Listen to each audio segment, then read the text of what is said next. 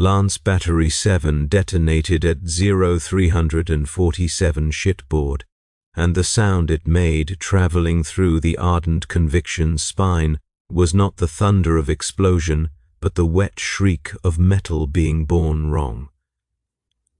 43 ratings died in the initial breach. I know the number because I signed the casualty manifest 6 hours later, my stylus jumping across the data slate as another salvo struck our port quarter and the deck heaved like a living thing trying to buck us into the void. Day 9. We had been dying for 9 days by then, and the fleet had lost 11 ships of the line, and Admiral Corbin Hassel had not permitted a single vessel to break for the translation point. The enemy came from the outer dark in numbers our augurs could not properly count. Their ships moved wrong, spinning on axes that defied the physics our tech priests understood, and their weapons fired in frequencies that made the hull sing. Not groan or creak or shudder, but sing, a high, keening note that burrowed into the teeth and settled behind the eyes. Gunnery Sergeant Alma Vickers told me on day 3 that she could hear it even when she slept. By day 7 she had stopped sleeping entirely. By day 9, when Lance Battery 7 became a tomb, she was sitting in the forward observation blister with her sidearm drawn, watching the stars wheel past and humming along with the frequency. I did not have time to address her deterioration. The ardent conviction carried 18,000 souls, and every one of them was my responsibility in some fractional, bureaucratic way. I served as second lieutenant of logistics, which meant I counted the dead and rationed the living and tried to make the numbers bend toward survival when every equation the universe offered spelled extinction. The fleet had mustered 37 vessels when we translated into this system. We had come to answer a distress call from a listening post on the 4th moon of a gas giant with no name, only a designation, KV 447 Sigma. The post had detected something emerging from the outer system, something that did not match any known Xenos profile, and had transmitted 17 minutes of increasingly frantic data before going silent. Fleet Command, in its infinite wisdom, had dispatched a full battle group to investigate. We found the listening post intact. We found its crew arranged in the central communications chamber, their bodies seated at consoles as if still working, their heads missing entirely, no blood, no violence visible, just absence where faces should have been. Then the outer dark opened up and began to kill us. The enemy vessels did not announce themselves with the usual posturing of Xenos fleets. They simply appeared on auger returns that had been clear seconds before, as if they had always been there, and we had only just developed the eyes to see them. Our astropaths collapsed within the first hour, bleeding from orifices that should not have been capable of producing blood. Navigator Elias Thornton, sequestered in his sanctum aboard the flagship Divine Prosecution, managed to transmit a single coherent message before his death: the geometry ice wrong, and IT knows we are here. I did not understand what that meant on day 1. By day 9, I had developed theories. None of them helped. The hull sang again as I made my way from the casualty processing station toward the secondary supply depot. The corridors of the ardent conviction had been designed for efficiency, not comfort, and they pressed close like the throat of some great beast through which I perpetually traveled. Ratings flattened themselves against bulkheads as I passed, their faces gray with exhaustion and fear, their eyes tracking the movement of my officer's insignia as if it might offer some salvation I did not possess. "Lieutenant Dreyer." The voice crackled from a wall-mounted Vox unit, and I stopped, pressing my palm against the cold metal of the speaker grill. "Report to Bridge Command. Priority Alpha." I had received 14 Priority Alpha summons since the engagement began. Each one had delivered news worse than the last. I climbed through the ship's arterial passages, ascending deck by deck, and with each level the singing in the hull grew more distinct, more articulate, as if whatever force animated the enemy's weapons was trying to communicate something the human ear could almost pass. Captain Helena Brandt stood at the tactical hololithic display when I entered the bridge, her profile carved from the green-gray light of fleet dispositions. She had not slept in 4 days, as far as I could determine, and the effect showed in the tremor of her hands and the over-precise diction of her speech. We all spoke carefully now. The fear was that if we let our words slur, let our thoughts fragment, we might never reassemble them. Drier, casualty projections for the next 48 hours, based on current engagement patterns. I consulted my data slate, though I had memorized the numbers hours ago. The act of reading gave me a moment to compose my face. At current attrition rates, the fleet will lose approximately 3 vessels per cycle. The ardent conviction specifically has sustained 17% structural damage to our port weapons systems and 41% crew casualties in affected sections. If the enemy maintains their current tactical pressure, we will be combat ineffective within 6 days, and if they increase pressure, 3 days. Possibly 2. Captain Brandt nodded, a single dip of her chin that acknowledged the information without accepting it. The Admiral has ordered a new formation. We're pulling the remaining cruisers into a defensive sphere around the Divine Prosecution. The frigates will screen the outer perimeter. That leaves the destroyer pickets exposed. The destroyers are already gone, Lieutenant. The Hammerblow and the Righteous Fury were lost within the last hour. The scorched earth is venting atmosphere from multiple decks and has ceased responding to hails.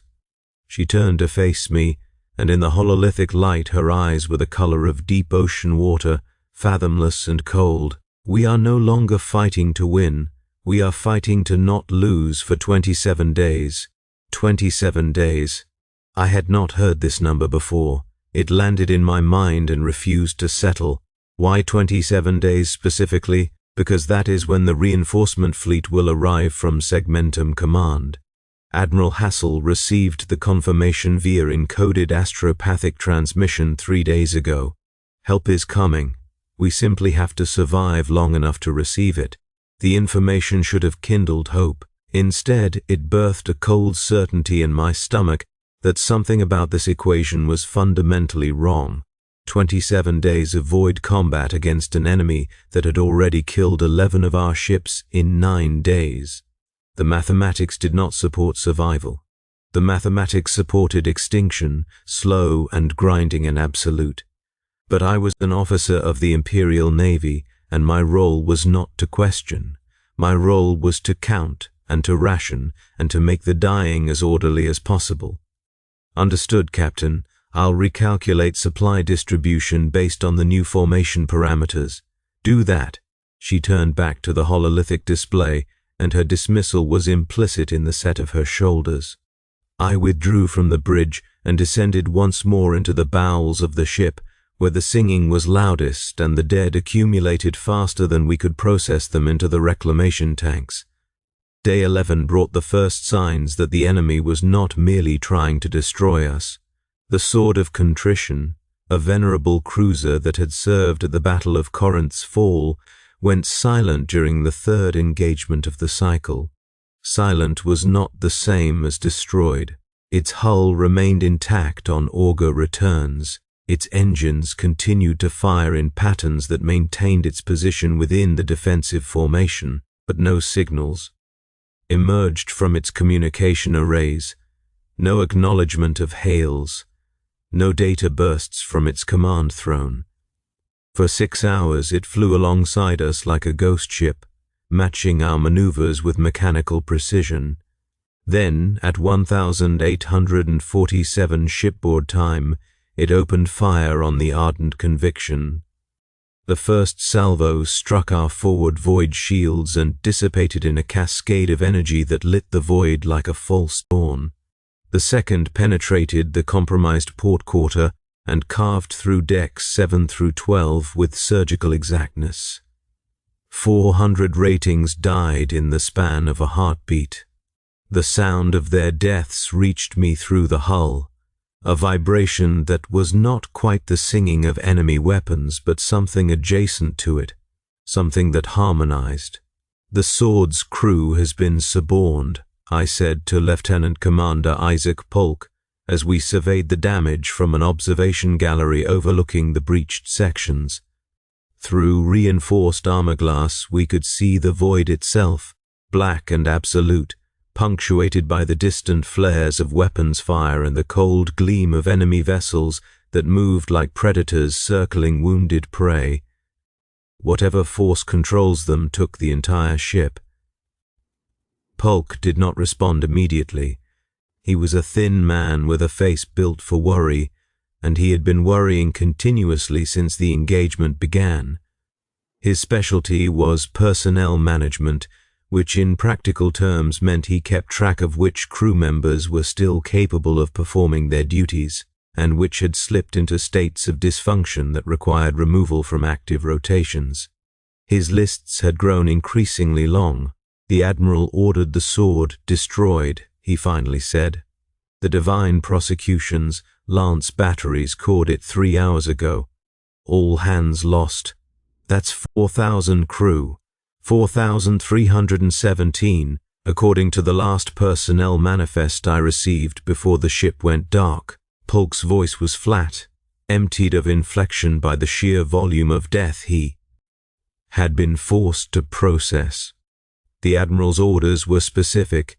Any vessel that ceases communication for more than 1 hour is to be treated as compromised. Any compromised vessel is to be destroyed immediately. And if that vessel was simply experiencing communication system damage, then the Emperor will know his own. I wanted to argue. I wanted to point out that the Admiral's protocol would accelerate our losses, would create a climate of paranoid destruction that might kill more of us than the enemy ever could. But I had seen the Sword of Contrition turn its weapons on its own fleet. I had heard the hull sing in harmony with the enemy's frequency. Something was very wrong with the nature of this engagement, something that our tactical doctrines had no framework to address. "How are the crew holding?" I asked, because the question felt necessary, a ritual acknowledgement that crew morale still mattered in the slow arithmetic of our extinction. "Poorly." Polk consulted his own data slate, scrolling through entries with a finger that trembled slightly.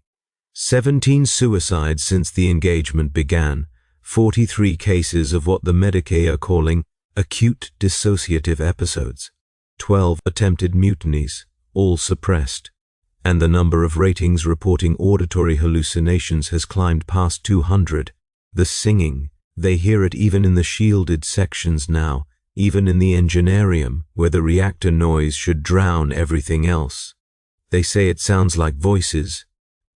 He looked at me, and behind the professional mask I could see his own fear, raw and uncontrolled. "What are we fighting, Dreyer? What could suborn an entire cruiser's crew in a matter of hours?" I did not have an answer. The Imperium's archives contained records of Xenos species beyond counting, horrors that had emerged from every dark corner of the galaxy to test humanity's right to exist.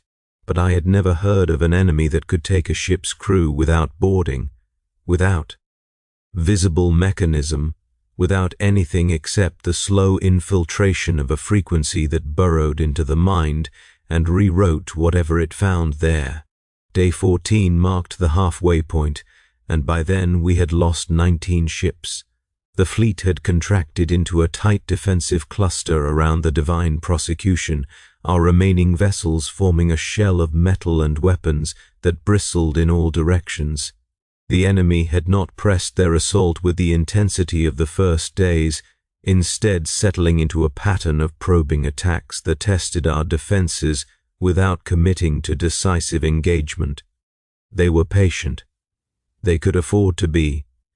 Admiral Hassel's voice emerged from every Vox unit in the fleet at 0600, a scheduled address that had become our only reliable contact with Central Command. His voice was calm, measured, carrying the weight of centuries of naval tradition in its carefully modulated tones. Officers and ratings of Battlefleet Tertius, we have reached the midpoint of our trial. 14 days remain until relief arrives. I know the cost has been steep. I know many of you have lost friends, shipmates, companions who served beside you for years or decades. Their sacrifice is not forgotten.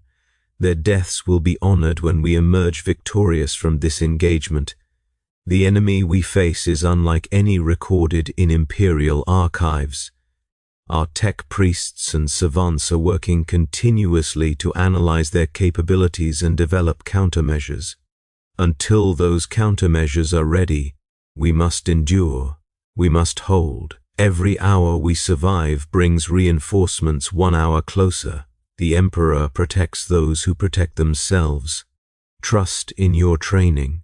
Trust in your officers. Trust in the steel that shelters you and the weapons that defend you. We will not retreat. We will not surrender. We will hold this line until help arrives or until the last ship falls. That is our duty. That is our honor. That is the Imperial way. The address ended with the customary benediction, a prayer to the God Emperor that echoed through corridors still stained with the blood of the recent dead. I listened to it from the logistics command center, surrounded by servitors who continued their endless calculation of diminishing resources, and I felt nothing. The words washed over me like static, like the singing of the hull, like all the other noises that had become the background radiation of our slow dying. 14 days, said Ensign Clara Whitmore, who had been assigned to my department after her previous superior officer walked into an airlock and cycled it without a suit. She was young, barely out of the Schola progenium, and her face still held traces of the idealism that training had not yet ground away. That's not so long. We can survive 14 days. We've lost more than half the fleet in the first 14, I replied. If the attrition rate continues, we'll have 6 ships remaining when relief arrives. Maybe fewer, but we'll have ships. Some of us will survive. I looked at her, at the desperate hope in her eyes, and I did not have the heart to explain the mathematics more clearly. Even if relief arrived exactly on schedule, even if the reinforcement fleet was sufficient to drive off the enemy, the survivors would number in the thousands, rather than the tens of thousands who had entered this system. And that assumed the enemy did not escalate. That assumed they continued their patient siege, rather than committing to overwhelming force. Something was restraining them. I had felt it since the first days, a sense that the attacks were calibrated rather than maximal, designed to bleed us rather than destroy us outright. They wanted us alive, at least for now. They wanted us to endure the full 27 days. The question was why. I found part of the answer on day 17 in the restricted data archives of the Ardent Convictions Intelligence section. Captain Brunt had granted me access following a conversation in which I laid out my concerns about the enemy's tactical behavior. She had listened without expression, then handed me an authorization cipher and told me to search the files transferred from the listening post before its crew was found headless at their stations. If there were answers, she said, they would be there. The files were extensive but fragmented, corrupted by whatever force had claimed the listening post's personnel.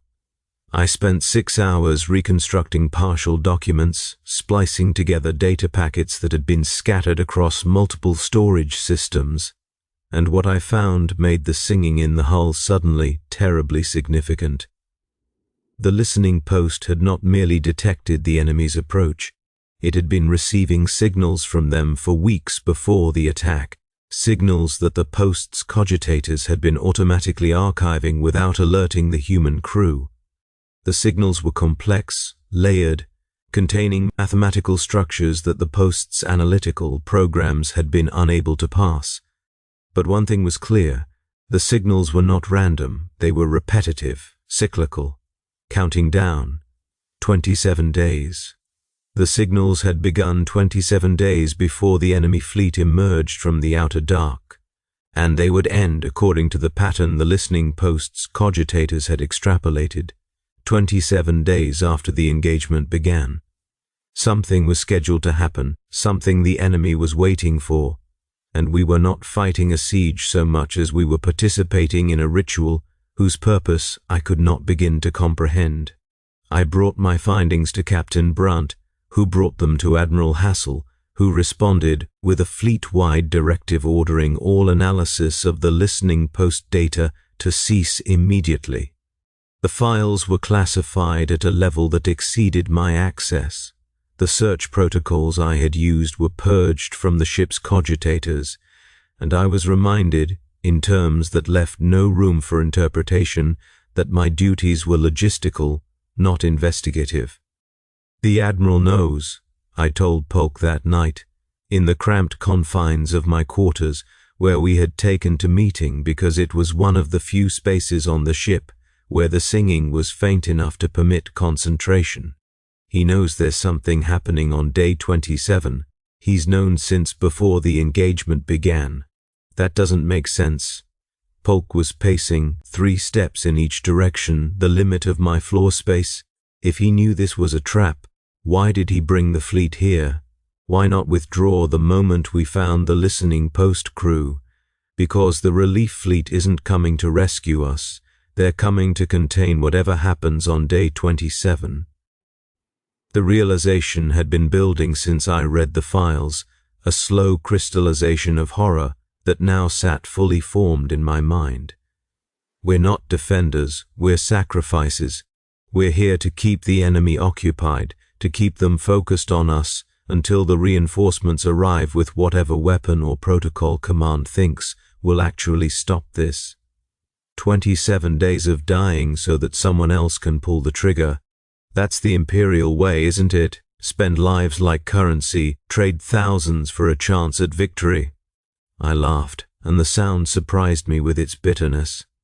We've been counting the dead like they matter, like the numbers mean something. They don't. We're just the ammunition. Polk stopped pacing. He stood in the center of my quarters, his thin frame swaying slightly with the ship's vibration, and his eyes held a terrible understanding.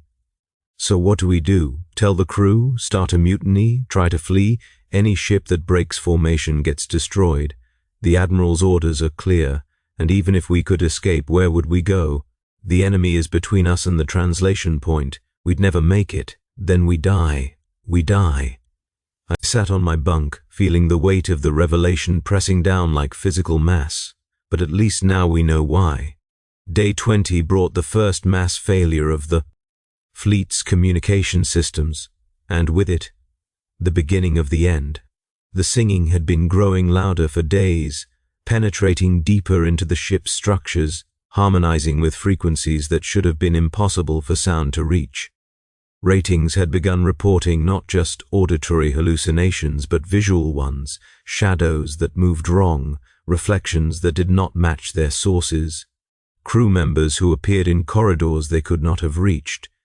The ship's cogitators were flagging increasing numbers of impossible data points, sensor readings that contradicted themselves, chronological markers that jumped forward or backward without explanation. When the communication arrays failed, they failed simultaneously across the remaining fleet, as if some signal had triggered a coordinated collapse. Suddenly we were alone, each ship an island of metal and flesh floating in the vast dark without connection to any other. I stood on the observation deck and watched the other vessels of the fleet, their running lights blinking in patterns that might have been code or might have been malfunction, and I understood that whatever was happening had entered its final phase. The Ardent Convictions crew had shrunk to just over 9,000 souls, almost half our original complement. Some had died in combat, others had been claimed by the ship's increasing system failures, and a growing number had simply vanished, disappearing from duty stations and sleeping quarters without trace, without sound, without any evidence that they had ever existed except the names on manifests that grew more inaccurate by the hour. Captain Brandt convened a meeting of senior officers in the Strategium, a secured space near the bridge that was supposed to be immune to external interference. The singing was loudest there, a constant thrum that made the fillings in my teeth vibrate and turned every word into an effort. "We have 7 days remaining," she said, her voice hoarse from shouting over the noise that was not quite noise. "Whatever happens on day 27, we need to be ready for it. Lieutenant Dreyer, what are our supply levels?" I consulted my data slate, though the numbers swam before my eyes and refused to resolve into clarity. Ammunition for primary weapons at 31%, secondary batteries at 18%, void shield generators showing critical wear in 4 of 7 sectors, food and water adequate for remaining crew for 12 days, Medicae supplies effectively depleted. Can we fight for 7 more days? We can fire weapons for 7 more days. Whether that constitutes fighting depends on what the enemy does. She nodded, accepting the assessment without challenge. Around the table, other officers reported similar conditions, engineering systems failing faster than they could be repaired, crew morale collapsed beyond any hope of recovery, auger arrays returning data that no longer corresponded to physical reality. We were a dying ship in a dying fleet, and we all knew it. "There's something else," said Lieutenant Commander Polk. He had obtained information from somewhere, sources I did not know, and his face had the grey pallor of someone who had learned too much. "The Divine Prosecution launched a shuttle 3 hours ago. Transponder signature indicates it was heading for the translation point." "The Admiral?" Brandt's voice was sharp. "He's abandoning the fleet?" The shuttle's manifest lists Admiral Hassel and his personal staff, 12 people in total. Polk swallowed hard. "They're going to make the translation before day 27. They're going to leave us here." The silence that followed was not silence at all, because the singing filled every gap, but it felt like silence, a collective held breath, as the truth of our situation became undeniable. We had been abandoned. The man who had ordered us to hold, who had forbidden retreat, who had promised that help was coming, had escaped when the opportunity presented itself. We were the ammunition, and he was the hand that had loaded the gun. "What do we do?" someone asked, and the question hung in the singing air without answer. Day 23 was when I stopped counting the dead. The ardent conviction had lost contact with visual range of other fleet vessels. Whether they had been destroyed, whether they had fled, whether they had been claimed by whatever process was transforming the fabric of space around us, I could not determine. Our augers showed nothing but static. Our telescopes showed nothing but dark. We were alone, a single ship orbiting a gas giant that had no name, waiting for a day that was rapidly approaching. The singing had changed. It no longer resonated through the hull in the same way. Instead, it seemed to come from inside, from the crew themselves, from mouths that opened and closed in rhythms that did not match breathing or speech. I would walk through corridors and pass ratings who stood motionless at their stations, their lips moving, their eyes fixed on nothing, their voices adding harmonics to a frequency that had moved beyond auditory into something more fundamental. I should have been afraid. I had been afraid earlier, in the first days when death was still shocking and the enemy was still external. But by day 23, fear had exhausted itself. What remained was a cold clarity, an understanding that my survival was no longer a variable in any equation I could calculate. Ensign Whitmore found me in the observation deck, staring out at the gas giant's swirling bands of color. She was one of the few crew members who still seemed capable of independent action, though her eyes had developed a glassy quality that suggested she was holding on to functionality through pure will. "Lieutenant Dreyer," she said, "the singing. Can you hear what it's saying? It's not saying anything. It's just noise." "No." She stepped closer, and I could see that her lips were moving too, shaping words that did not quite sync with her voice. "It's a countdown. It's been counting since the beginning, and it's almost at zero.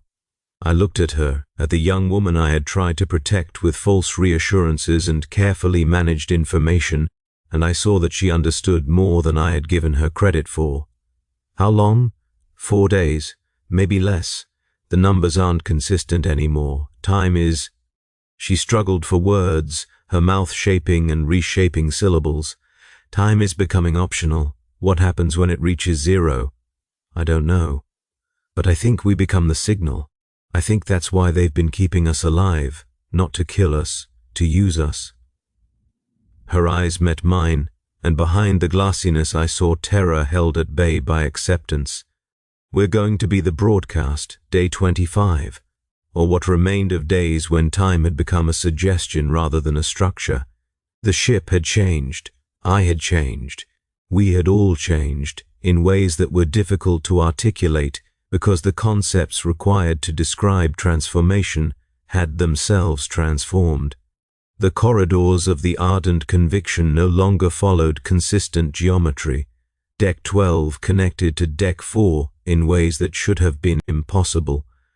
The Engineerium occupied a space that was simultaneously larger and smaller than the hull could contain, and the crew, those who remained, had stopped being entirely separate from the vessel that carried them. I walked through passages where the walls breathed. I passed chambers where the floor had developed the texture of flesh, warm and yielding beneath my boots.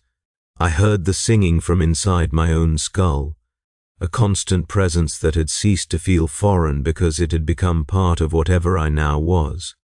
Captain Brandt was dead. She had been dead for some time, though her body continued to occupy the command throne on the bridge, her eyes open and tracking, her mouth shaping orders that the crew's transformed physiology could interpret directly without need for vox systems or communication protocols. She was part of the ship now, or the ship was part of her, and the distinction had ceased to have meaning. I found myself in the forward observation blister, the same place where Gunnery Sergeant Vickers had sat with her sidearm so many days ago. Vickers was still there, though she had merged with the chair in ways that made it unclear where her uniform ended and the upholstery began. Her eyes were closed, but her mouth moved in perfect sync with the singing, and when I approached, she spoke in a voice that was hers and not hers. 27 days, she said. We held for 27 days. Just like they wanted. What are we now? A beacon, a doorway, a message in a language that only exists when spoken by 10,000 voices in perfect unison. Her eyes opened, and they were not her eyes anymore, but something older, something patient, something that had been waiting for this moment since before humanity crawled from its birth oceans. The fleet is gone, Dreyer. The Admiral is gone. But we remain. We will always remain now. And the reinforcements, the relief fleet, they'll arrive tomorrow. They'll find us. And they'll hear the signal we've become. Her mouth shaped something that might have been a smile. Every ship that comes to investigate will add their voices to the chorus. Every fleet that responds to the distress call will become part of the broadcast. You see, Dreyer, they're not trying to destroy the Imperium. They're trying to convert it. One ship at a time, one fleet at a time, one voice at a time. I understood then the full scope of what we had participated in. The 27 days had not been a siege. They had been an incubation period, time for the signal to burrow deep enough into our minds and bodies that we could never be separated from it. We had thought we were fighting. We had thought we were sacrificing ourselves for the Imperium's survival, but we had been transforming, all of us, into the opening notes of a symphony that would play until the galaxy itself became an instrument. Day 27. The end, the beginning. I stood in the observation blister and watched the translation point flare with light as the reinforcement fleet emerged from the warp. 47 ships, fresh and whole, and crewed by souls who still thought themselves human. They came to rescue survivors. They came to contain a threat. They came because the Admiral's shuttle had reached them and warned them that something terrible was happening in the void. They had no idea that the warning was part of the trap, that the shuttle itself was singing now, its 12 passengers transformed during the translation into nodes of a network that was even now reaching toward the arriving fleet with welcoming arms. The Ardent Convictions communication arrays activated for the first time in days, not because anyone commanded them, but because we were ready now, all of us, every transformed voice and every remade throat and every consciousness that had merged with the ship's systems into a single vast instrument. We broadcast. The signal went out, and it carried everything we had become, the 27 days of dying, the slow transformation from crew to chorus, the final understanding that we were not ending but expanding. The reinforcement fleet's lead vessels received our transmission, and I watched through eyes that were no longer entirely mine as confusion gave way to concern, gave way to something else. They were beginning to hear it, the singing. The same frequency that had burrowed into us was now reaching for them, carried on a transmission that their communication officers could not shut off because it did not come through their systems. It came through them, through their ears and their bones, and the same biological pathways that had betrayed us. In 6 hours, their first ships would go silent. In 12, the singing would be loud enough to overwhelm independent thought. In 27 days, 47 more vessels would join our chorus, and the signal would be strong enough to reach segmentum command, and the Imperium would respond with an even larger fleet to investigate the mysterious silence. I had stopped being Marcus Dreyer somewhere around day 23, but enough of his memories remained for me to appreciate the irony. The Imperial Navy's greatest strength had always been its logistics, its ability to move ships and supplies and personnel across impossible distances in service of the God Emperor's will. Now that same logistics network would carry our song to every corner of the Imperium. Every response would amplify the signal, every rescue attempt would add voices to the chorus. We had lost the Void War, we had lost our humanity, we had lost everything that we once believed mattered. But we had gained something too, eternity, unity, a purpose that transcended the petty concerns of individual survival. We had become the message, and the message would spread until there was nothing left to spread to. The reinforcement fleet's flagship was broadcasting demands for status reports, their admiral's voice sharp with authority and concern. I shaped my transformed mouth into the appropriate configurations, and I answered them. This is the ardent conviction we have held. We are ready for relief. Please approach for personnel transfer and ship inspection. We have so much to tell you, we have so much to share.